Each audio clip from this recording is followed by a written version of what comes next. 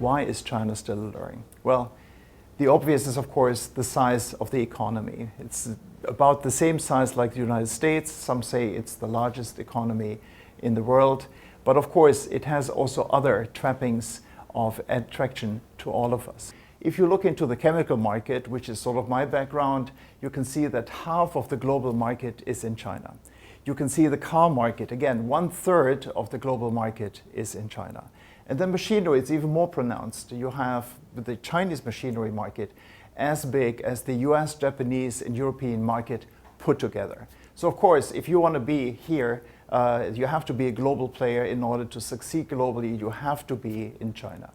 The other advantage, of course, is the cluster.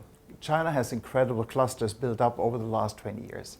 Particularly, of course, in the Pearl Delta River, the Yangtze Delta River. Clusters where investors can find a lot of these items they need for assembly to produce their products in many folds, much more than in most other countries. These clusters will be very difficult to replicate elsewhere outside China. And of course, the infrastructure makes a big difference. If you take your items in Cambodia to Sihanoukville, it's one road and one port, smaller as it is. And of course, if you've ever seen the port in Shenzhen, it's 4 lanes and it's huge and very efficient.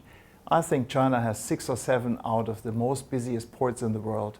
And so that just shows the power of the infrastructure and the clusters attached to it. That's why, to European business, China is alluring. Well, another advantage, of course, of the Chinese economy is this very strong labor pool. Many European companies to establish centers in China, for example in Chengdu, in order to work on global engineering challenges. That is something which, of course, is a huge advantage by having this labor pool over here.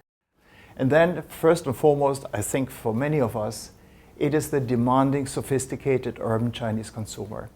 They are not always brand loyal, which keeps us on our toes in a way that cars, for example, get developed under the concept not of moving from A to B, but as a matter of fact, to have a computer on wheel.